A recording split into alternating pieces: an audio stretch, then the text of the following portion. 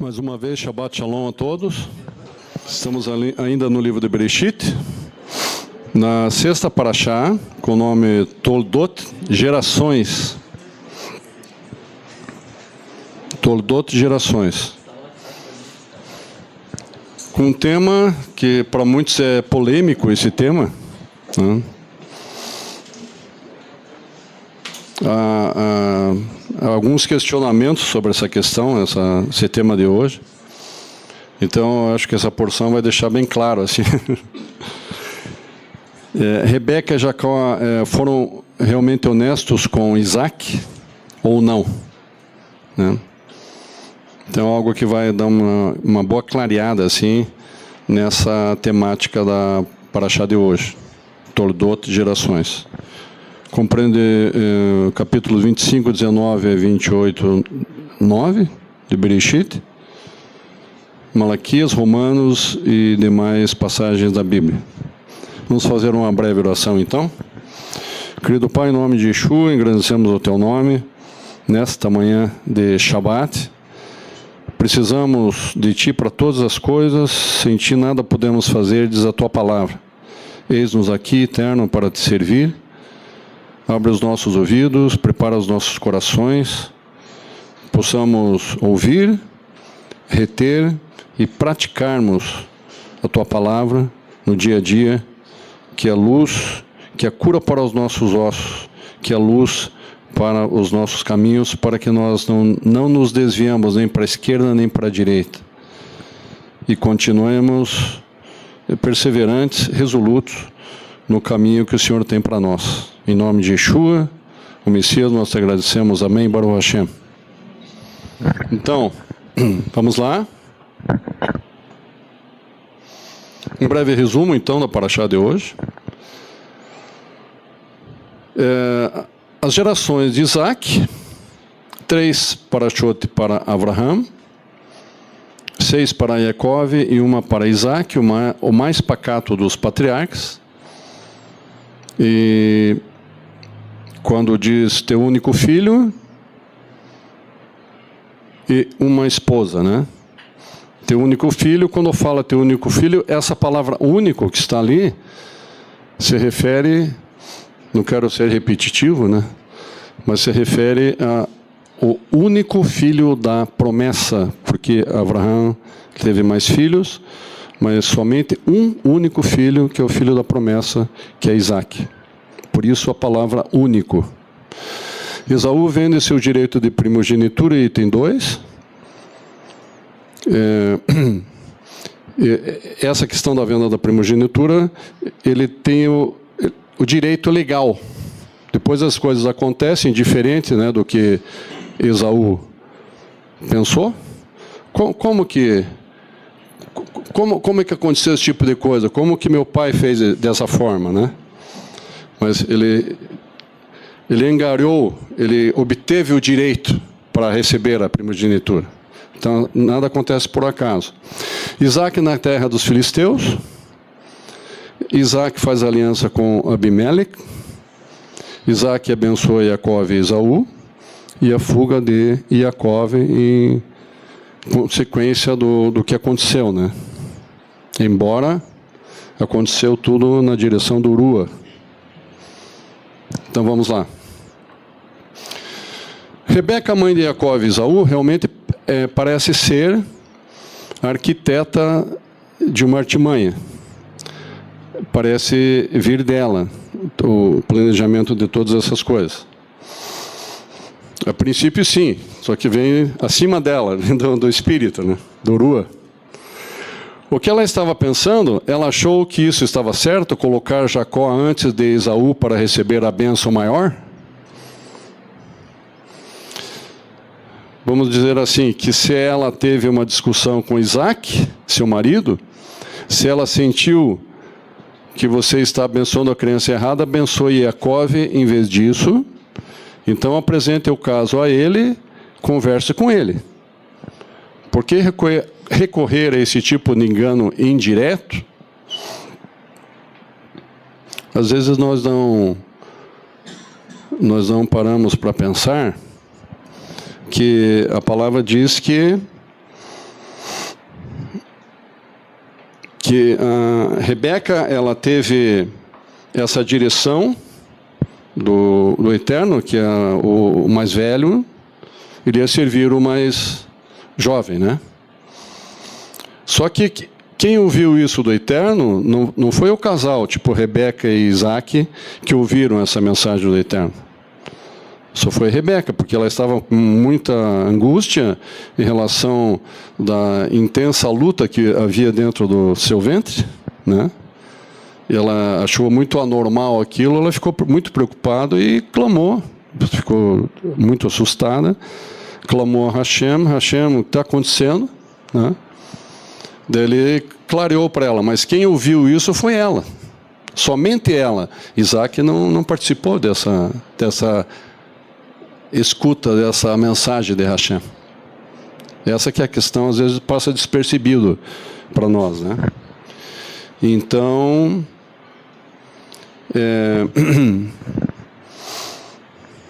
Isaac orou ao Senhor por sua mulher, porque ela era estéril. A questão dele foi por causa da esterilidade dela, né? E o Senhor lhe ouviu as orações e Rebeca, sua mulher, concebeu.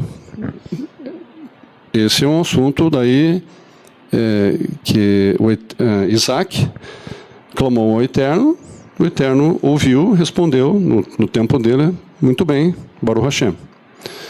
Agora, um outro assunto, em outra época, os filhos lutavam no ventre dela, então disse, estou em Gênesis 25, 22. Os filhos lutavam no ventre dela, então disse, se é assim, por que eu vivo? E consultou o Senhor, respondeu-lhe o Senhor, 2 nações há no teu ventre, 2 povos nascidos de ti se dividirão. Um povo será mais forte que o outro, o mais velho servirá ao mais moço. Cumpridos os dias para que desse a luz, eis que se achavam gêmeos no seu ventre. Então, essa palavra que o Eterno deu para ela, Isaac não ouviu. Ele não soube disso. Ela ficou calma, né? Então vamos lá.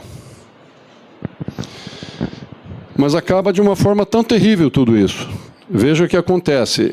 Esaú fica furioso, ele promete que vai matar Jacó e há essa raiva, uma raiva ardente, que nem parece diminuir. Então essa raiva, no momento que ele levanta essa fúria em Esaú, porque ele não recebeu a bênção maior. A gente fala assim, bênção maior, bênção menor. A outra bênção não tinha valor. Jacó recebeu a bênção. A outra bênção, vamos assim, não foi nem bênção, vamos dizer assim. Quem recebeu a bênção foi Jacó. A bênção mesmo. A outra foi, a gente diz modo de dizer, bênção maior, bênção menor, né? Ele perdeu a bênção. Esse que foi a questão. Por isso que ele ficou furioso.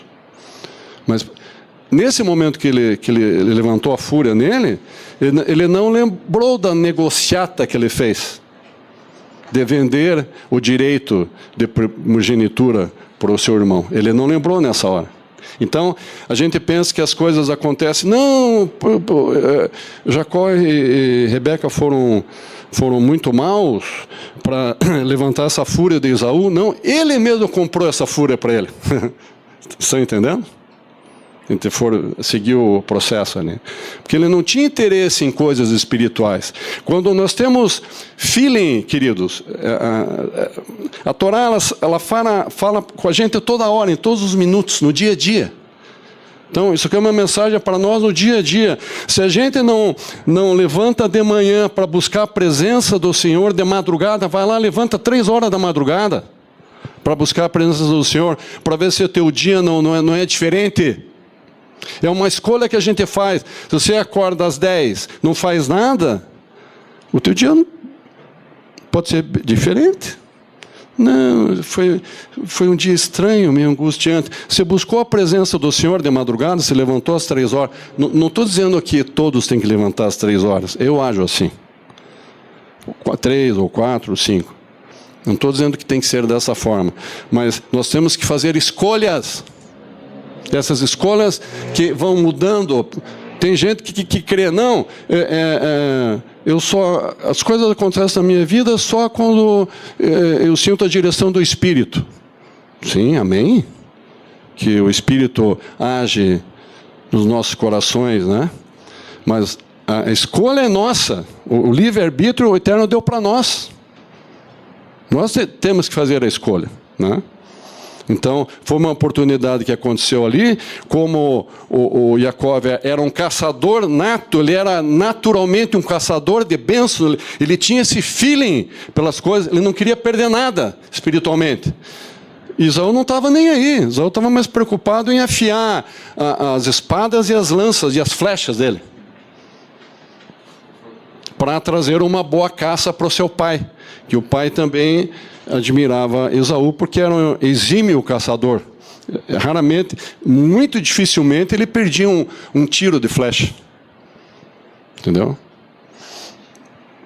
Então, Esaú fica furioso, mas ele comprou essa fúria.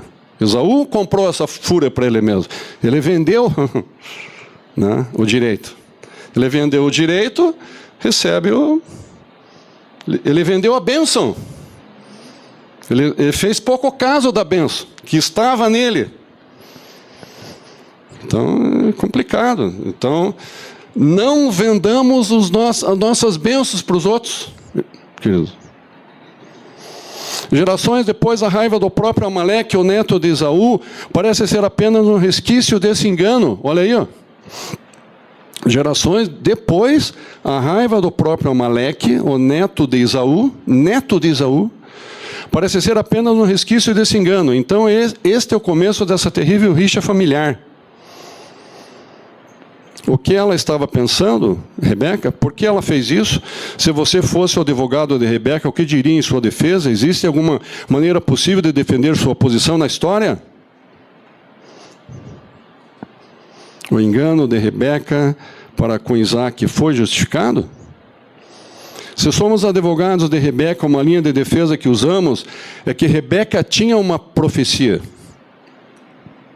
Qual profecia? Eu já falei para vocês. Ela estava realmente fazendo nada mais do que ajudar uma profecia dada por Deus a acontecer, a se concretizar. Porque ela recebeu o Eterno foi muito claro com ela. Então, como ela era assim, ela também tinha um feeling muito bom, assim como Jacó, ela tinha um feeling muito bom para as coisas espirituais, ela não queria daí perder. Se essa profecia ficou muito nítida assim para ela tinha que fazer aquilo acontecer. Ela ficou responsável por, vamos dizer, entre aspas, evitar que Isaac pecasse. Ela ficou nas costas dela uma responsabilidade muito grande. E peraí, se o Eterno me deu isso para mim, e como ela sabia que Isaac, veja como as coisas são, como ela sabia que Isaac tinha uma predileção por Esaú, assim como Jacó tinha uma predileção por José, né? É um perigo essas coisas de predileção, né? Geralmente tem nas famílias, mas isso não é muito bom. Tem que ter uma equidade, né? Nos sentimentos do pai e a mãe para com os filhos. Essas preferências não é muito bom. A Torá, pela Torá não é muito bom, né? Se voltamos a 2 capítulos atrás, quando Rebeca está grávida dos gêmeos, Jacó e Esaú, ela ficou preocupada porque sentiu uma luta em seu ventre. Hashem veio até ela e explicou: haverá 2 nações e elas vão se divergir no seu ventre. Essas 2 crianças vão ser independentes e estabelecer 2 nações diferentes. Haverá uma luta entre elas e a mais velha servirá a mais nova. Então, essas nações não quer dizer que é Israel e Jordânia. Não são nações politicamente falando, geograficamente falando. São nações de ordem espiritual. Estou falando do quê?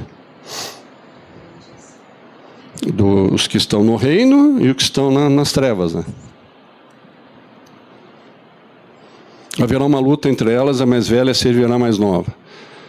Verav e Avot Tsair, em hebraico. A mais velha servirá a mais nova. Isso está em Gênesis 25, 33. Aí está. O mais velho servirá ao mais novo. O mais velho é Esaú. O mais novo é Jacó. Ela sabe que a criança que ela ama é Jacó, que vai ser aquele que no final vai levar o manto da promessa de Abraão em diante. Ela entendeu com essa promessa, essas palavras de Hashem para ela, as coisas ficaram claras. Como ela já tinha um feeling para as coisas espirituais, quando você tem o coração aberto para as coisas espirituais, é muito mais fácil de você, quando você estuda a Torá, de você entender depois. Um dos métodos, né, de entender lá, o método Pardês, de você entender a Torá, né? Então, da parte mais simples, a parte mais rasa, até a parte mais profunda da Torá. Então, ela também tinha esse feeling, que é bastante interessante isso daí.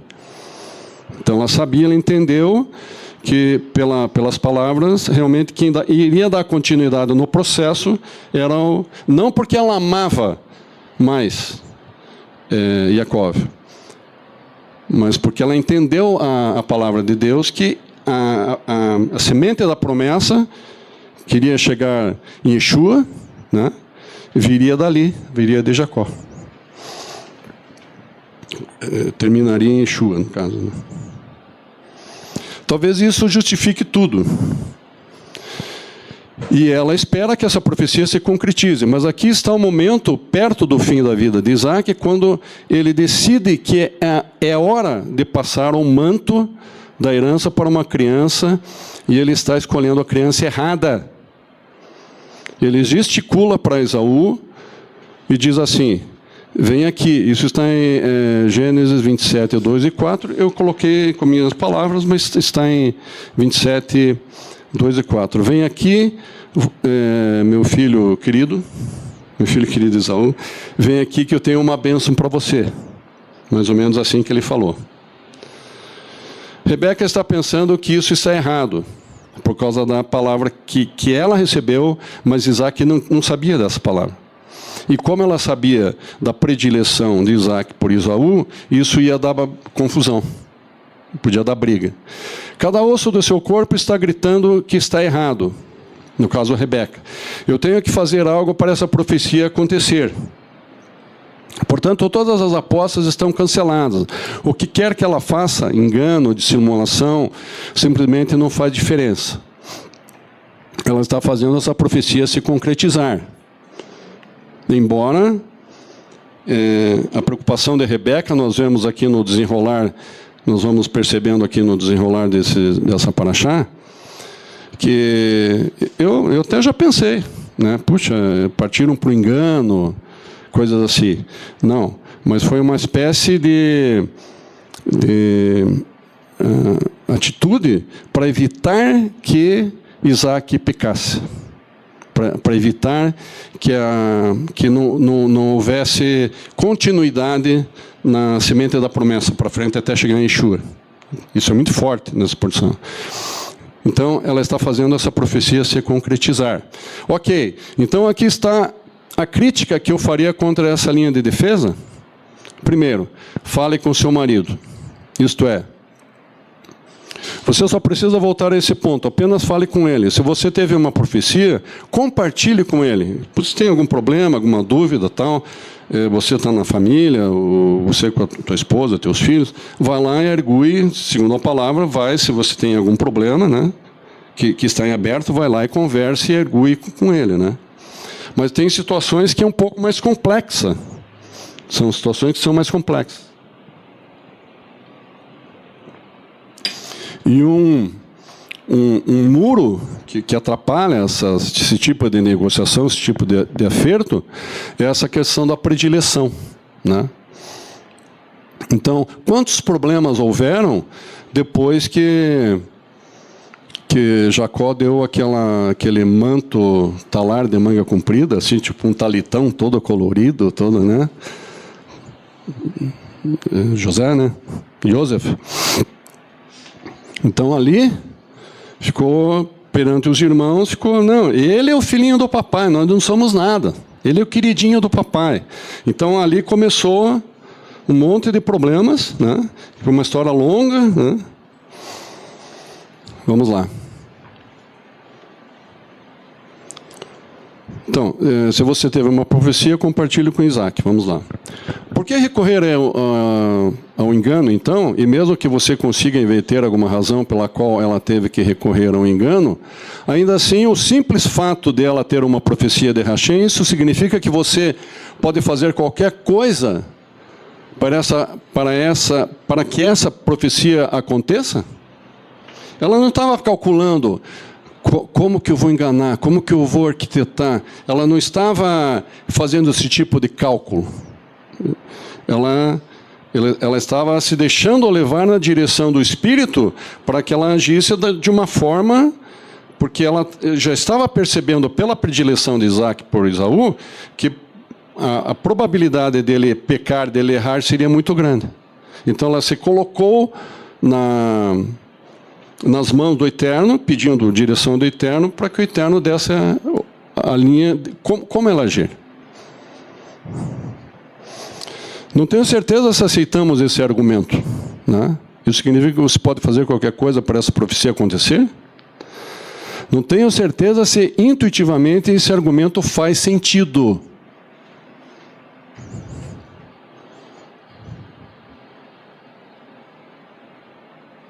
O que você faria na situação de Rebeca? Vocês, agora estou me referindo às mulheres. O que vocês fariam na situação de Rebeca? Vejamos uma analogia de nós com Rebeca. Digamos que você tem um sonho profético. Vamos sonhar um pouquinho. Sair do pé no chão. Hashem vem até você e diz assim: meu servo, minha serva, tenho uma missão para você.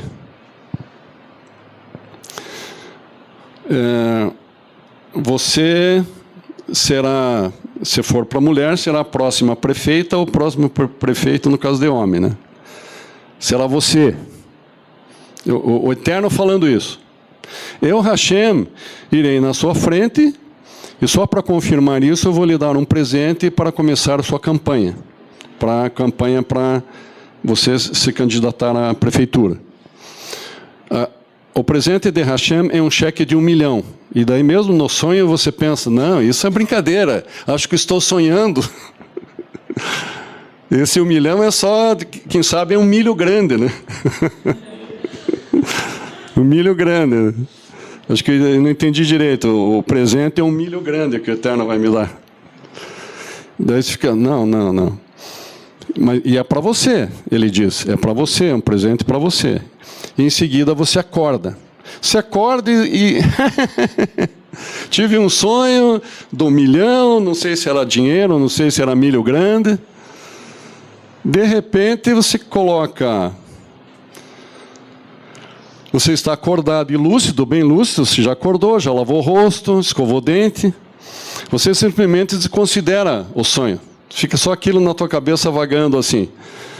Você acha que não é real, mas lá está, debaixo do seu travesseiro, você vai arrumar a cama, tira o travesseiro para guardar o travesseiro, embaixo do travesseiro tem um cheque.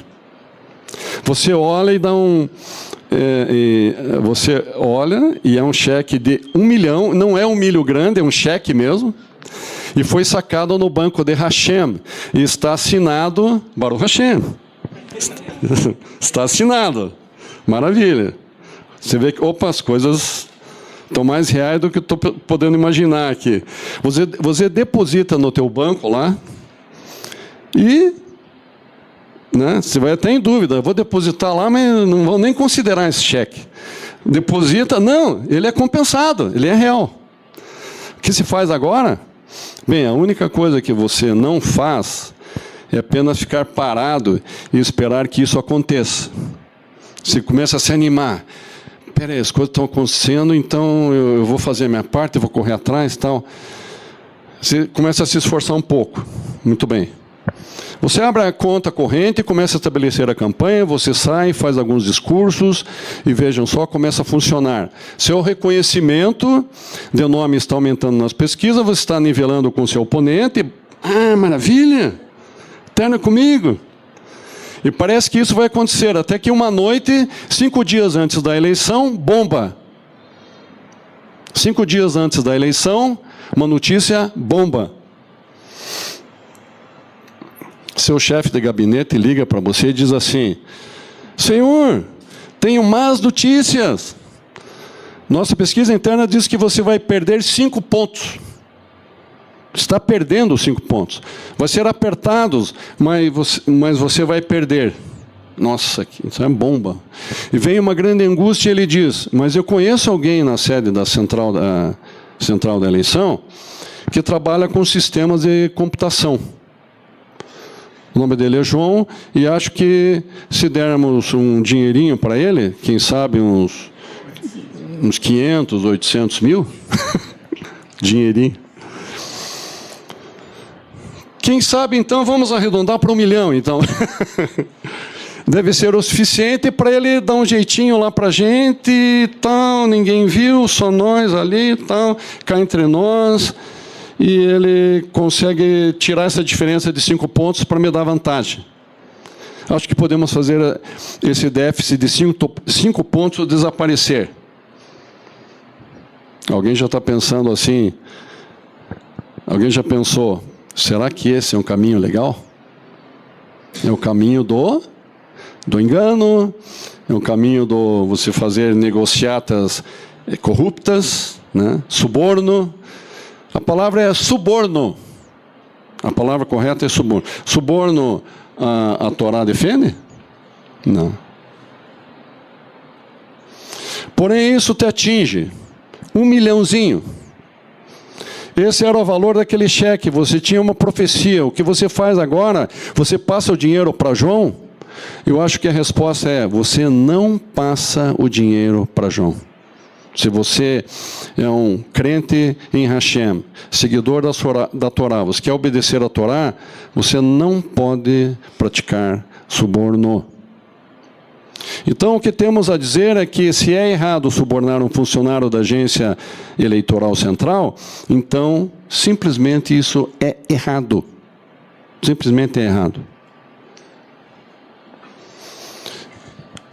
Essa profecia de Hashem não justifica isso, porque você tem que dizer a si mesmo: por um lado, eu tive que estabelecer a campanha, eu tive que fazer tudo ao meu alcance, eticamente, para fazer essa profecia acontecer, mas eticamente, por causa do suborno, é a palavra-chave, a questão ética. Eticamente está falando diretamente do quê? Está falando de moral. Qual que foi o problema do princípio lá no Jardim do Éden? Qual que foi a gáfia? Qual que foi o problema que originou o pecado? Foi a questão moral.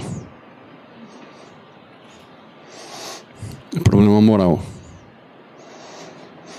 Eu não tenho que fazer nada para que isso aconteça, porque no final das contas há uma parceria aqui. Quero dizer, Hashem, me referindo a Hashem agora, quero dizer, Hashem, o Senhor sabe, o Senhor tem poder. Em algum momento tenho que dizer: olha, faltam 5 dias para a eleição, está apertado, parece que estou em baixa, mas Hashem, o Senhor sabe. O Senhor é quem me deu a profecia, o Senhor é quem me disse para concorrer. Eu dei o meu melhor, eu fiz o meu melhor, agora depende do Senhor. Estão acompanhando, né? Se isso for verdade, então aparentemente a nossa justificativa para Rebeca, com base em que se você teve uma profecia, você tem que fazê-la acontecer, não importa o que aconteça, simplesmente ficou sem gás. Entenderam? Nós falhamos realmente em dar uma justificativa para Rebeca. O que ela estava pensando então? Agora prestem bem atenção nesse próximo slide aqui.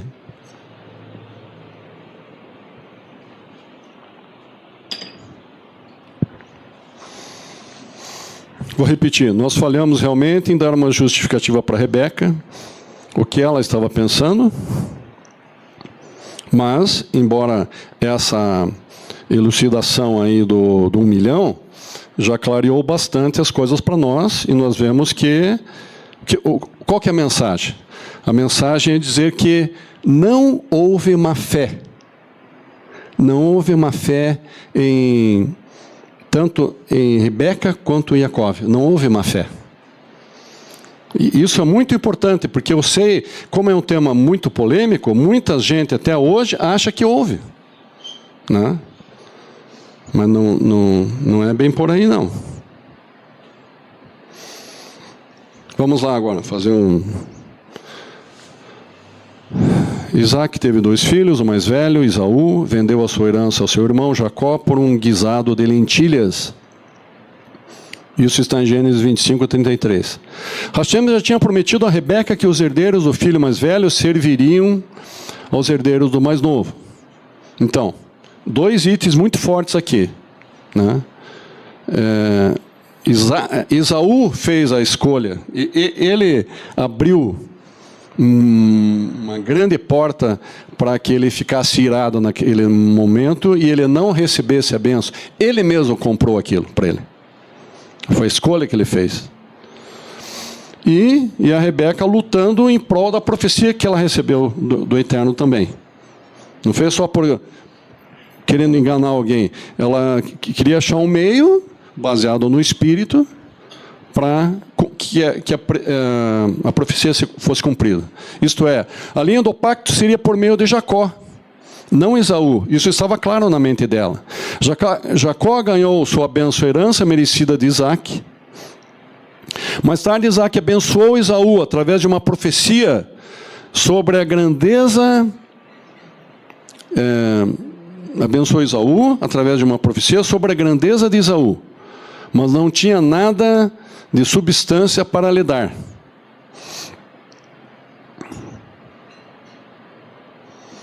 Ele tinha dado a Jacó a bênção completa, não deixando nada. Isso que eu falei há pouco atrás. Alguns falam, a gente não pode menosprezar Esaú, porque também ele foi abençoado pelo seu pai e tal. Não. Não recebeu nada. Você recebeu... Sabe o que ele recebeu? Quando um filho é deserdado. Ele foi deserdado, na verdade. Ele tinha dado a Jacó a bênção completa, não deixando nada para Esaú. Ao dar a Jacó a plena herança, crendo que Jacó era Esaú, Isaac tinha deserdado Esaú, embora Jacó que seria deserdado. Se as coisas acontecessem como a ideia no pensamento de Isaac, pensando assim, espera aí, o filho mais velho, o primogênito, o que nasceu primeiro, merece a bênção. Só isso que estava na cabeça. Mas ele não viu o desprezo de Esaú em receber a bênção. E vendeu, né? E tomou posse. Para ele garantiu, Esaú garantiu em não receber a bênção. Isso que ele fez. Foi a escolha que ele fez, né? Então, essa escolha foi a escolha de ser um filho deserdado. Isaac tinha deserdado Esaú, embora Jacó que seria deserdado se as coisas acontecessem naturalmente assim. Estão acompanhando, né? Esaú era o filho rebelde. Tinha casado, olha, agora tem mais coisas que entram aqui pelo fato de Esaú não ter recebido a bênção. Esaú era o filho rebelde. Tinha casado com mulheres cananeias, contrário à instrução dos seus pais. Contra desejos dos seus pais. Ele casou com mulheres cananeias. Gênesis 26, 34 e 35. Após perder sua bênção, seu pai lhe disse para não casar com outras mulheres cananeias. Gênesis 28, 9. Sua obediência foi parcial. Casou com uma filha de Ismael. Quer dizer, não foi obediente. Além dos outros erros, ainda ele errou de novo. Isso está em Gênesis 28, 9. Então, o filho deserdado de Abraão. Casou com uma filha de Ismael, o filho deserdado de Abraão. Então, erros em cima de erros, desobediência em cima de desobediência. O que se vai colher disso? Então, qual que é a mensagem aqui para filhos, né? Filhos sempre tem que ter a bênção, tem que ter a orientação, a bênção para começar a sua vida, para casamento, para trabalho, tem que ter a bênção dos pais, a concordância dos pais. Pai, o que você acha disso? Meu filho, vou orar, o Eterno vai dar uma direção, daí vem o pai e diz, meu filho, vai firme, eu orei, eu te abençoo, que você seja bem sucedido, seja próspero. É assim que tem que ser.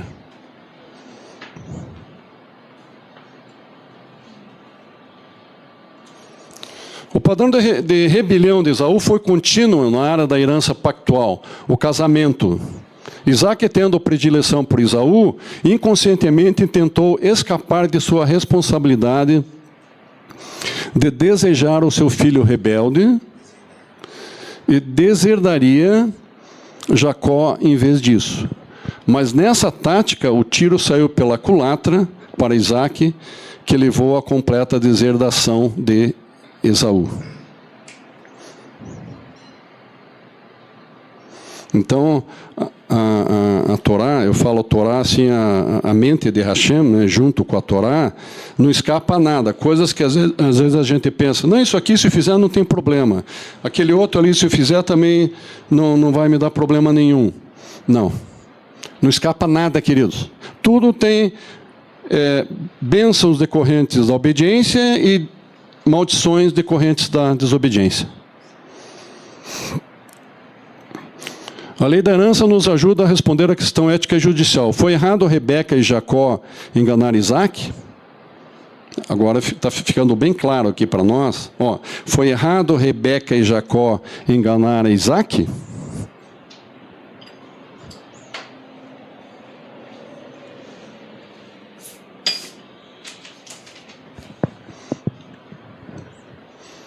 A resposta é: não foi errado. A cegueira física de Isaac refletia seu julgamento a Esaú. A cegueira física de Isaac refletia seu julgamento a Esaú.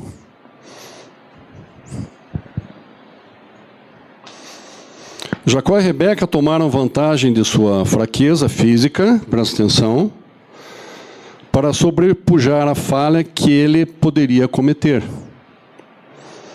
Isso é muito importante, porque ele não enxergando bem, ele não estava fazendo as coisas assim, as coisas não estavam claras para ele. Então, por incrível que pareça, parece um cuidado de Rebeca em evitar que a falha de Isaac, para essa continuidade dos filhos da promessa. Entendeu? Sua fraqueza física para sobrepujar a falha que ele poderia cometer. Eles estavam encarando um ancião cego que não reconheceria a legitimidade da profecia de Hashem feita a Rebeca sobre os dois filhos. Isso está em Gênesis 25, 23. E a respectiva linha pactual deles nem honraria a venda que Esaú fez de sua primogenitura a Jacó. Jacó passou a ter direito legal sobre a primogenitura. Então, às vezes a gente coloca a culpa ou no Eterno, ou nas outras pessoas. Não, a culpa desse problema aí que está acontecendo foi o que Rebeca e Jacó arquitetaram? Não. Foram por causa das escolhas que foram feitas. E por causa da falta de feeling espiritual. Né? Isaac quase foi mal. Olha, a atitude de Rebeca evita que Isaac pudesse ter agido de uma forma muito mal com Hashem. E ele, como coluna ali, o patriarca da fé, patriarca o princípio das coisas, né? Ele não poderia errar nessa hora, não poderia falhar. Então o Eterno deu um jeito. Em questão também da própria situação física, né? Cegueira dele, todas essas coisas, né? Ele poderia... Isaac quase foi mal com Hashem por causa do seu deleite no sabor de uma carne ensopada. Agora, peraí, carne ensopada? Isaac gostando de carne, né? Carne de caça, né? Peraí, Isaac gostava dessas carnes. Esaú também. Gostava tanto de caçar quanto de comer. E Isaac também. Peraí, então... Havia uma similaridade, assim, também, Isaac com Esaú, quanto a esse tipo de coisas, né? Olha, nisso Isaac não agiria de forma similar a Esaú? Tipo, traga aqui uma carne para mim que eu te abençoo. Tipo, uma negociata, assim, né? Então, ele evitou de pecar, ao vender sua primogenitura por um ensopado de lentilhas, né? No caso, Esaú. Então, você, puxa vida, então, realmente foi uma bênção ali a atitude de Rebeca. E evitando de Isaac ficar mal perante Hashem. Rebeca estava moral e legalmente justificada em alterar a atitude de seu marido de deserdar Jacó e, através desse ato, deserdar a semente pactual prometida por Hashem, que tinha especificado para ela que filho deveria herdar, no caso 25, 23. Certamente Isaac não sabia disso. Essa profecia se estendeu, presta atenção, até os dias de Yeshua. E quando nós falamos de Esaú, quando nós falamos Edom, você fala Esaú, né? E Herodes era um edomita, era edomita Herodes. E o que Herodes tentou fazer?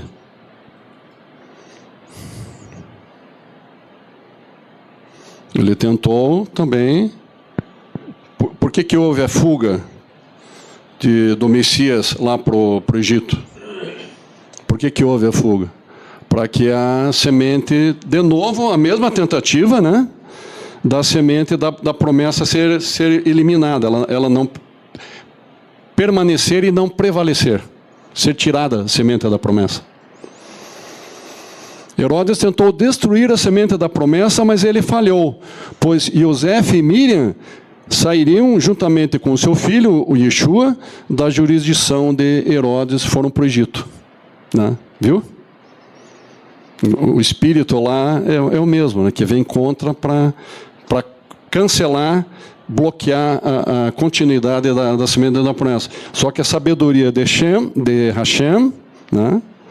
A loucura, eu vou falar para vocês aqui, bem legal. E retornaram, Yosef com Miriam, retornaram com o Messias, quando Herodes morreu, né? Quando acabou a perseguição lá dos menininhos, né? Dos bebês. Daí eles voltaram tranquilos para ter segurança novamente em Israel. Creio que é agora o último slide esse aqui. Porque está escrito: destruirei a sabedoria dos sábios e aniquilarei a inteligência dos inteligentes. Onde está o sábio? Onde está o escriba? Onde está o inquiridor deste século? Porventura não tomou Hashem louca a sabedoria deste mundo? Visto como na sabedoria de Hashem o mundo não conheceu a Hashem pela sua sabedoria, aprove a Hashem salvar os crentes pela loucura da pregação. Por isso que é algo tão complexo e profundo, quando a gente se porta, quando a gente se refere, se dirige a alguém que não nasceu de cima ainda, e a gente vai falar da palavra, quando a gente começa a falar, nós somos entendidos e vistos como loucos, né? Você está louco falando essas coisas, né? que eu tenho que nascer de cima, que eu tenho que crer em Jesus de uma forma diferente, meu corpo vai tremer, eu sei lá o que vai acontecer comigo. Isso é loucura. Fala para uma pessoa não crente, é loucura. Eles vão, peraí, ó, você, ó. É assim? É assim, né?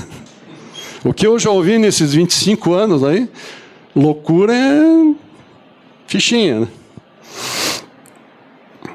Mas para os que são chamados, tanto judeus como gregos, lhes pregamos Yeshua, poder de Hashem e sabedoria de Hashem, Yeshua.